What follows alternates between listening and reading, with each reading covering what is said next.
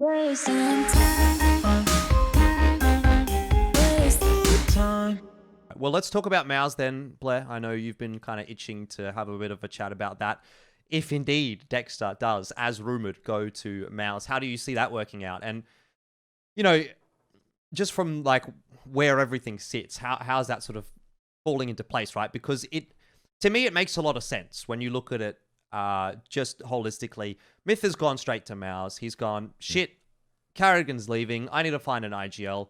I've been working with Dexter for 9 months now. He's been really good. Mytha seemed to really respect Dexter when we had him on the Geographically Challenged podcast. You can go back and watch one of those episodes. I can't remember which number it was, but it was fairly recently. I'll put a link or something. Yeah, he seemed to have a lot to say about Dexter. So in my mind, it's not a huge surprise that Mytha would try to get Dexter into Mousesports if indeed that is what's going to happen. Yeah, from that perspective, it does make sense. I don't know, my audio is really low or something. It just fine. stuck for me. It's not fine? All right, cool. The thing is with Mouse, right? Like, what he said makes sense, right? With Carrigan leaving, if he is going to be leaving, that's something I'm assuming is not within the control of Mousesports, right? It's Carrigan wanting to move on and do something else, which is, don't get me wrong, a massive, massive loss. Carrigan is someone who I respect. He's one of the greatest of all times when it comes to in-game leading, in my opinion. One of the best we have ever had in CSGO. So nothing against Dexter, but he is not going to be the replacement for Carrigan 1-for-1. You know what I mean, right? From a purely high-level IGLing standpoint, he is not that guy. However, that being said, he's not proven yet. So I'm just talking about this from a standpoint of the fact that Dexter hasn't really played the level of tournaments that Carrigan has in the past, 5-6 years. But he's an unproven entity, so to speak, for Dexter, at least when it comes to international scene.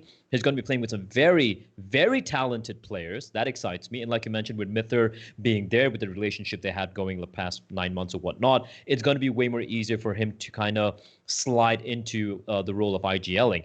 Second thing is Dexter is a mad fragger. Motherfucker's a mad cunt when it comes to the server and just, fragging heads, which is, again, nothing against Finn, but it is an improvement of Carrigan. So firepower-wise, you have a massive improvement when it comes to Dexter coming in. Now, with the addition of Acor, and this is us going a little bit off the Asian, Australian topic, Sure. but Acor coming in for Chris, this is something which I've spoken to a few other of our colleagues about, behind the scenes, and it's interesting because for me, Chris J, I agree that he has been really inconsistent. He always has been, in my opinion. But when he pops off, when he has his moments, when he has his tournaments, he is the one who gives them those land victories, right? Those big IEM wins and whatnot. He is that X factor, I feel, at times. And him going, I can't even remember when Mousesports didn't have a Chris J, right? Maybe he was benched a couple of times here and there, but that's about it. So it's going to be very jarring, very interesting to see how it's going to play out. Acor is someone I've always had an eye on for a long time. And I think it's great for him to have a chance over here, considering I think he's Swedish. He's Swedish, right? So there's He's nothing. Danish. Is he Danish? Of course Fucking he's wrecked. Danish. Fucking Danes. Like, so many Danes. But Acor, it's good to see him going out. Apart from Astralis and, the couple of other teams, like Heroic, for example, the other Danish team seems to be kind of like, I wouldn't say lost, but kind of like, just floating around. And for Acor to get a shot with the team like Mouse, I think it's fantastic. It's a team, it's an organization that gives a lot of opportunities to kind of compare to the unknown players coming in.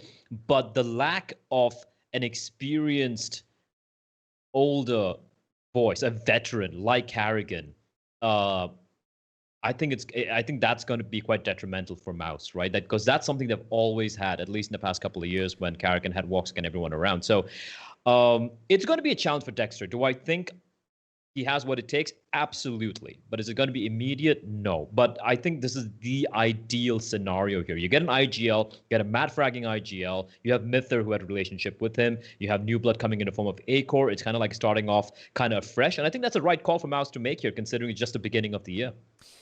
Well, you talk about Chris J moving on. At the very least, Blair, there will always be a Chris on Mousesports. So we have to hope Dexter moves in to fill those shoes. I agree. I think Dexter can definitely fill those shoes. And, you talk about his experience and stuff. I think one thing to consider, and I'm not sure necessarily how relevant it actually is the time actually that Dexter spent in Winter Fox when he played overseas in North America.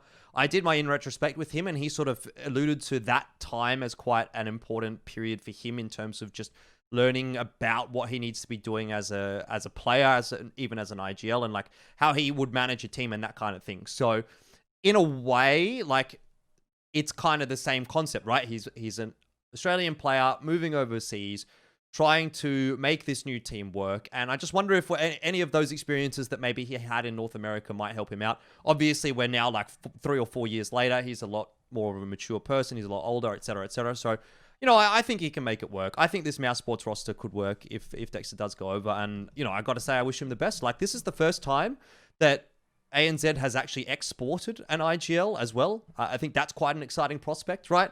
You have obviously Sponge and Azza, etc., who've gone over and played in 100 Thieves, but they've played within the Australian ecosystem still in a way, in that their teammates have all been Australia and New Zealand with some outliers. But this is the first time, you know, that we've seen a player who is an IGL go into an external team. Ricky was the first one. Yeah, true. I mean, Bentet kind of to it. Yeah, no, but I mean, I guess not really that's IGL, Asia, though, yeah. but I'm talking ANZ specifically here. Fair, but fair. yeah, like obviously Ricky playing in CLG, Rogue, Complexity, etc., was the first Australian player to sort of spread their wings in that respect. But Dexter will be the first IGL, so that's quite a cool concept for me, because you almost look at the IGL and you say, okay, Mousesports is their team, 100 Thieves is their team. You know, in a way, like that's the way I look at things. So that's quite cool for me. Like he'll be a leader in that respect. Pilsky, is there anything else you want to sort of throw in here for the Dexter to Mouse discussion, or any of that, what we've just been talking about before we move on to Bentet? I think they'll be a top 10 team in the world. It's pretty hard to outdo Carrigan though, because the thing is that Mouse before were like second in the world at points when Carrigan was playing with them. Was that last year or the end of 2019? I can't remember. But it's going to be pretty hard to top that. But I think what's most important is the fact that Dexter's already been with Mitha for a couple of months. And that's like a lot of chemistry that is already built up there. And IGL and coach being on the same page is like one of the most important factors. And he's got so many, you know, talented players around him.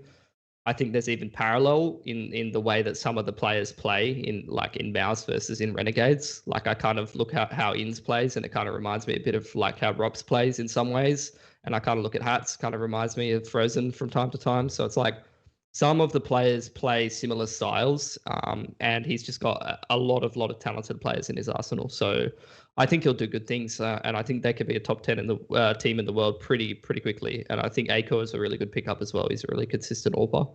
All right. Well, good luck. Also, just want to add as well the fact that if you look at the other players in Mouse right now, I mean, they are still young, but in Counter-Strike years, they have matured quite a bit, right? Like Pilly mentioned, they were top 2, top 3 in the world like a year back. They know what it's like to play at high levels. But Dexter coming in is not just dealing with a bunch of some green around the ear kids, right? These are guys who know how to play Counter-Strike at a very high level. They have been properly trained and taught by Carrigan as well. So yeah, I wouldn't be surprised. Actually, I would be surprised if they're like outside of the top 10 by the end of the year.